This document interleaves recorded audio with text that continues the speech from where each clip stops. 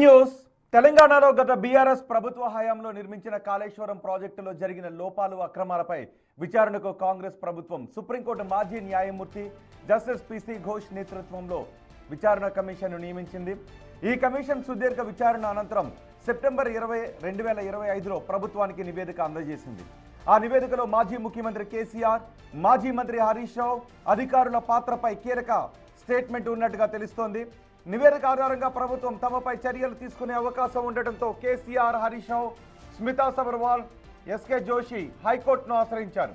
Commission of enquiry యాక్ట్లోని section 8B, section 8C ప్రకారం తమకు ముందస్తు నోటీసులు ఇవ్వలేదు అని, తమ వాదన వినకుండానే నివేదిక ఇచ్చారని పిటిషనర్లు వాదించారు. సాక్షులను క్రాస్ ఎగ్జామినేషన్ చేసే అవకాశం తమకు కల్పించలేదు అని, ఇది సహజ న్యాయ సూత్రాలకు విరుద్ధమంటున్నారు. ఈ కమిషన్ ఏర్పాటు కేవలం రాజకీయ కక్ష సాధింపు కోసమే అని ఆరోపిస్తున్నారు.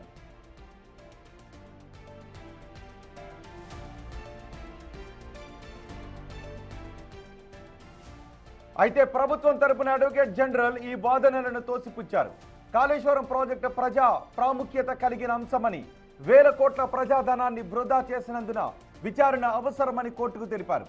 కమిషన్ కేవలం ప్రభుత్వ అధికారిక పత్రాలు, సెంట్రల్ వాటర్ కమిషన్ నివేదికల ఆధారంగానే తన పరిశీలనలను తెలిపిందని, ఇది ఎవరి వ్యక్తిగత ప్రతిష్టను దెబ్బతీసేలా లేదు అని న్యాయస్థానానికి స్పష్టం చేశారు.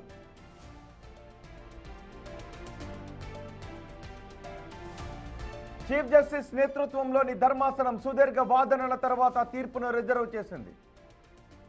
ఇప్పుడు తీర్పు వెలువడనున్న నేపథ్యంలో ఉత్కంఠ కనిపిస్తోంది. కమిషన్ నివేదిక చెల్లుబాటు అవుతుందా లేదా ప్రభుత్వం మళ్ళీ మొదటి నుంచి విచారణ జరపాల్సి ఉంటుందా అనేది తేలిపోబోతోంది.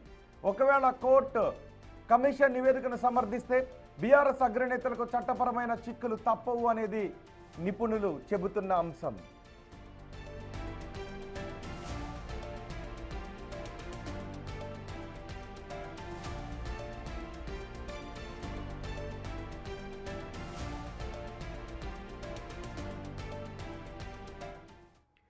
మరింత సమాచారం మా ప్రతినిధి వేణు అందిస్తారు.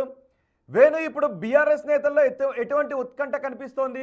ఒకవేళ బీఆర్ఎస్ నేతలు అడుగుతున్నట్టుగా ఈ నివేదికను రద్దు చేయకపోతే ఎటువంటి పరిణామాలు చోటు చేసుకునే అవకాశం ఉంటుందని నిపుణులు అంటున్నారు. సో ఇక్కడ రెండు విషయాలు గమనించాలి రోహిత్. ఒకటి, కేసీఆర్ తరపు అడ్వకేట్లు హైకోర్టులో వేసిన రిట్ పిటిషన్ లో ప్రధానంగా GO6 ని ఛాలెంజ్ చేశారు. అది GO6 ను మార్చి 14, 2024 లోపల ప్రభుత్వం జారీ చేసింది. అందులో ఇరిగేషన్ శాఖకు సంబంధించినటువంటి ను అందులో కోట్ చేస్తూ కాళేశ్వరం ప్రాజెక్టుకు సంబంధించినటువంటి రీడిజైనింగ్, అందులో వైఫల్యాలు, అందులో ప్రజాధనం దోపిడీకి గురైనటువంటి వివరాలు, వీటన్నిటిని కూడా తెలిపాలంటూ ఆ యొక్క జస్టిస్ పిసి ఘోష్ కమిషన్ కు విశేష అధికారాలు ఇస్తూ జీవోను తీసింది. సో ఆ జీవో ఆధారంగానే జస్టిస్ పిసి ఘోష్ ఆయన కాళేశ్వరంపై పూర్తి స్థాయి లోపల ఒక ఎంక్వైరీ కమిషన్ విచారణ జరిగింది. అయితే ఒక అంశం ఇదైతే, రెండవ అంశము కమిషన్ ఆఫ్ ఎంక్వైరీస్ యాక్ట్ 1952లోని section 8B and 8C. So ఈ రెండు సెక్షన్ల ఆధారంగా ఎవరిపైనైనా కూడా కమిషన్లు ఎంక్వైరీ చేస్తే ఆ ఎంక్వైరీ కమిషన్ తర్వాత అల్టిమేట్ గా వాళ్ళు రిపోర్ట్ ఇచ్చే సమయంలో ఆ ఎంక్వైరీ చేసిన వ్యక్తులకు ప్రతికూలంగా కనుక అందులోపల రిపోర్ట్ వస్తుందని తేలితే వాళ్ళ ప్రతిష్టకు భంగం కలగబోతోంది. ఎంక్వైరీలో ఈ విషయాలు తేలాయి, దీనిపై మీ సంజయ్ ఏంటంటూ కూడా 8B, 8C సెక్షన్ల ప్రకారము వాళ్ళకి తిరిగి మళ్ళీ నోటీసులు ఇవ్వాలి. దాంతో పాటుగా రిపోర్ట్ సిద్ధం చేసిన తర్వాత ఎవరినైతే ఎంక్వైరీ చేశారో అందులో ప్రతివాదులుగా రాబోతున్నారో వాళ్ళకి కమిషన్ రిపోర్ట్ కూడా అందించాల్సి ఉంటుంది. ఇందులో పిసి ఘోష్ కమిషన్ కొన్ని లూప్ హోల్స్ ఉన్నాయి. అందులో పూర్తిగా నివేదిక 665 పేజీలతో కూడినటువంటి నివేదికను సిద్ధం చేసింది. ఆ నివేదికను అందులో ప్రధాన ప్రతివాదిగా పేర్కొన్న కేసీఆర్ కు, హరీష్ రావుకు నివేదికలు ఇవ్వలేదు. దాంతో పాటుగా ఆ నివేదిక ఫైనలైజ్ చేసే సమయం లోపల ఈ యొక్క కమిషన్ ఆఫ్ ఎంక్వైరీ యాక్ట్ సంబంధించినటువంటి సెక్షన్లను కూడా ఫాలో కాలేదు. దీంతో కొంత బీఆర్ఎస్ సంబంధించినటువంటి అటు అడ్వకేట్లు కానీ కొంత ఆశాభావం వ్యక్తం చేసిన. అయితే గతంలో కూడా ఈ కమిషన్ ఆఫ్ ఎంక్వైరీస్ కింద వచ్చినటువంటి కమిషన్ల పైన కీలకమైనటువంటి కేసులు ఉన్నాయి. ప్రధానంగా Kiran Bedi IPS versus commission ఆధ్వర్యం లోపల కమిషన్ ఎంక్వైరీ జరిపినప్పుడు కిరణ్ బేడికి వ్యతిరేకంగా కొన్ని వ్యాఖ్యలు చేసింది కమిషన్. సో దీన్ని సుప్రీంకోర్టులో ఛాలెంజ్ చేసిన తర్వాత సహజ న్యాయ సూత్రాలకు, ప్రిన్సిపల్స్ ఆఫ్ న్యాచురల్ జస్టిస్ కు వ్యతిరేకంగా ఉన్నాయి కాబట్టి పూర్తిగా కమిషన్ నివేదికను కూడా సుప్రీంకోర్టు రద్దు చేసింది. ఆ తర్వాత 92, 93 ముంబై అల్లర్ల కేసులోనూ ఇదే విధంగా కోర్టుకు వెళ్ళిన తర్వాత అందులో కొన్ని అంశాలను కోర్టు తోసిపుస్తూ ఈ అంశాలపై మీరు రిపోర్ట్ ఇచ్చే అవకాశం లేదంటూ కూడా కొన్ని అంశాలను సుదీర్ఘ పక్కన. దాంతో ఈ సమయంలో పూర్తిగా కమిషన్ రిపోర్ట్ రద్దు చేయలేదు. అంటే రెండు అంశాలు ఉన్నాయి. పూర్తిగా నివేదికను రద్దు చేసే అవకాశం ఉంది. అందులోను కొన్ని అంశాలను పేర్కొనేటువంటి కొన్ని అంశాలను తీసేయాలంటూ కూడా కోర్టు ఆర్డర్స్ ఇచ్చేటువంటి అవకాశం కనిపిస్తుంది. సో దీంతో రెండు వర్గాలు, ఒకవేళ కమిషన్ మాత్రం రిపోర్టు దాదాపుగా సిడబ్ల్యూసి అదేవిధంగా ఇరిగేషన్ క్యాడ్కు సంబంధించినటువంటి అఫీషియల్ పేపర్స్ బేస్ చేసుకొని మాత్రమే రిపోర్ట్ సిద్ధం చేశాం. అందులోనూ 115 మందికి పైగా వాళ్ళ దగ్గర స్టేట్మెంట్ తీసుకున్నారు. అందులోనూ ప్రధానంగా 72 మంది ఇరిగేషన్ శాఖలో పనిచేసిన ఇంజనీర్లు, అదేవిధంగా రిటైర్డ్ ఇంజనీర్లు, టెక్నికల్ అసిస్టెంట్లే ఉన్నారు. సో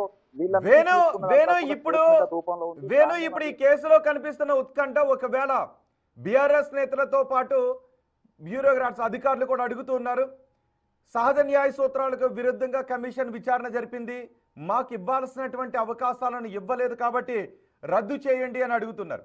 అదే సమయంలో కేబినెట్ ఆ నివేదికను ఆమోదించిన తర్వాత అసెంబ్లీలో చర్చించి దాన్ని మళ్ళీ సిబిఐకి రిఫర్ చేశారు. సో ఒకవేళ ఇప్పుడు నివేదికను యథాతథంగా ఆమోదించి ముందుకు వెళ్తే ఎటువంటి పరిణామాలు చోటు చేసుకునే అవకాశం ఉంటుంది? అలా కాకుండా నిపుణులు ఏం చెప్తున్నారు, ఒకవేళ నిజంగా పిటిషన్ని కమిషన్ని నివేదికను రద్దు చేయాలి అని అడుగుతున్న వారి వాదనలు ఏమైనా మెరిట్స్ ఉన్నాయి అనే మాటలు ఏమైనా వినిపిస్తున్నాయా?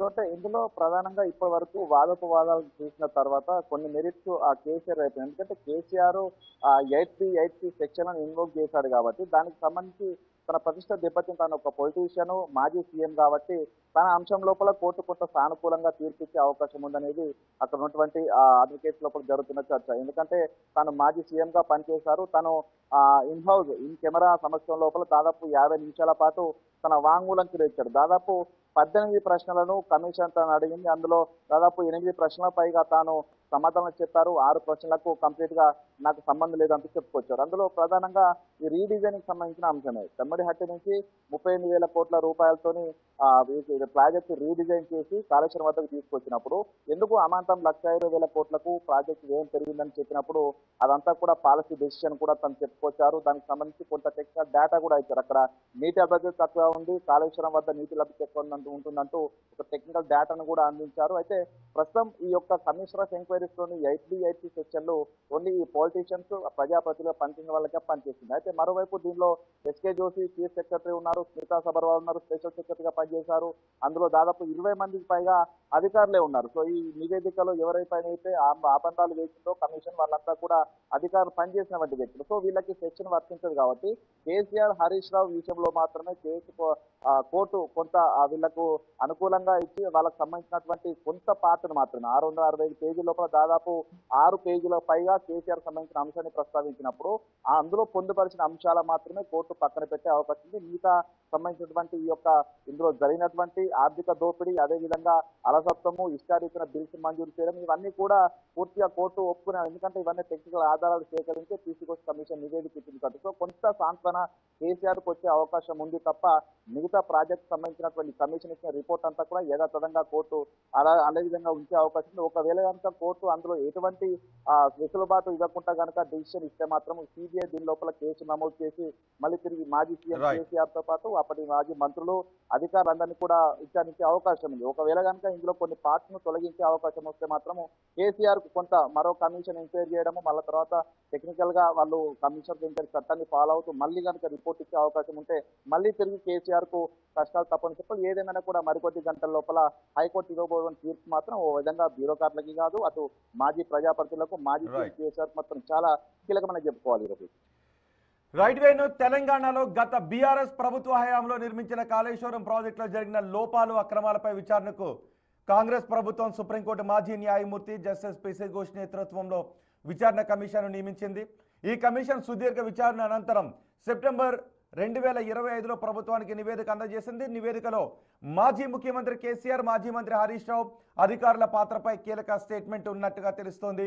నివేదిక ఆధారంగా ప్రభుత్వం తమపై చర్యలు తీసుకునే అవకాశం ఉండటంతో కేసీఆర్, హరీష్ రావు, స్మితా సబర్వాల్, ఎస్కే జోషి హైకోర్టును ఆశ్రయించారు. కమిషన్ ఆఫ్ ఎంక్వైరీ యాక్ట్లోని సెక్షన్ 8B, 8C ప్రకారం తమకు ముందస్తు నోటీసులు ఇవ్వలేదు అని, తమ వాదన వినకుండానే నివేదిక ఇచ్చారని పిటిషనర్ వాదించారు. సాక్షులను క్రాస్ ఎగ్జామినేషన్ చేసే అవకాశం తమకు కల్పించలేదు అని, ఇది సహజ న్యాయ సూత్రాలకు విరుద్ధమంటున్నారు. ఈ కమిషన్ ఏర్పాటు కేవలం రాజకీయ కక్ష సాధింపు కోసమే అని వారు ఆరోపించారు. న్యాయస్థానాల్లో అదే వాదన వినిపించారు. అయితే ప్రభుత్వం తరపున అడ్వకేట్ జనరల్ ఈ వాదనలను తోసిపుచ్చారు. కాళేశ్వరం ప్రాజెక్టు ప్రజా ప్రాముఖ్యత కలిగిన అంశమని, వేల కోట్ల ప్రజాధనం వృధా అయినందున విచారణ అవసరమని కోర్టుకు తెలియజేశారు. కమిషన్ కేవలం ప్రభుత్వ అధికారిక పత్రాలు, సెంట్రల్ వాటర్ కమిషన్ నివేదికల ఆధారంగానే తన పరిశీలనను తెలిపింది అని, ఇది ఎవరి వ్యక్తిగత ప్రతిష్టను దెబ్బతీసేలా లేదు అని స్పష్టం చేశారు. చీఫ్ జస్టిస్ నేతృత్వంలోని ధర్మాసనం సుదీర్ఘ వాదనల తర్వాత తీర్పును రిజర్వ్ చేసింది. ఇప్పుడు ఈ తీర్పు వెలువడబోతుంది. కమిషన్ నివేదిక ఈ తీర్పు తర్వాత చెల్లుబాటు అవుతుందా లేదా ప్రభుత్వం మళ్ళీ మొదటి నుంచి విచారణ జరపాల్సి ఉంటుందా అనేది ఇప్పుడు తేలిపోబోతోంది.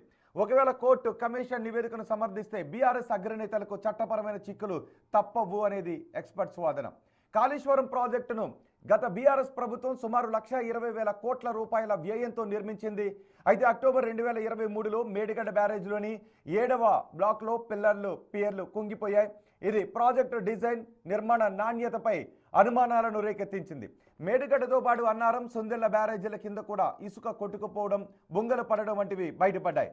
ప్రాజెక్టు కోసం 1,00,000 కోట్లకు పైగా ఖర్చు చేసిన ఆశించిన స్థాయిలో కొత్త ఆయకట్టుకు నీరు అందలేదు అని కాంగ్రెస్ ప్రభుత్వం ఆరోపిస్తోంది. రీడిజైనింగ్ పేరుతో వేల కోట్ల రూపాయలు ప్రజా ధనాన్ని దుర్వినియోగం చేశారు అని కాంగ్రెస్ ప్రభుత్వం ఆరోపిస్తోంది. ఈ నేపథ్యంలోనే అసలు తప్పు ఎక్కడ జరిగింది, బాధ్యులు ఎవరు అని తేల్చడానికి సుప్రీంకోర్టు మాజీ న్యాయమూర్తి జస్టిస్ పిసి ఘోష్ నేతృత్వంలో విచారణ కమిషన్ను ప్రస్తుత రేవంత్ రెడ్డి ప్రభుత్వం ఏర్పాటు చేసింది. జస్టిస్ పిసి ఘోష్ కమిషన్ తన విచారణను అత్యంత పకడ్బందీగా నిర్వహించింది.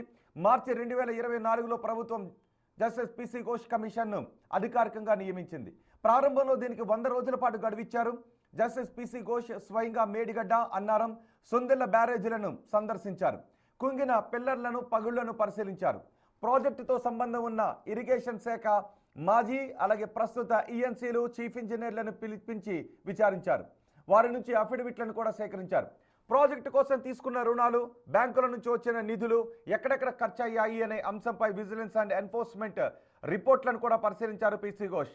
కేసీఆర్, హరీష్ రావు కూడా కమిషన్ విచారణకు హాజరయ్యారు. సెప్టెంబర్ 2025లో కమిషన్ తన తుది నివేదికను ప్రభుత్వానికి సమర్పించింది. ఈ నివేదికలో ప్రాజెక్టు వైఫల్యానికి గల కారణాలు, నిర్మాణంలో జరిగిన లోపాలు, బాధ్యులైన అధికారుల పేర్లను ఇందులో పొందుపరిచింది.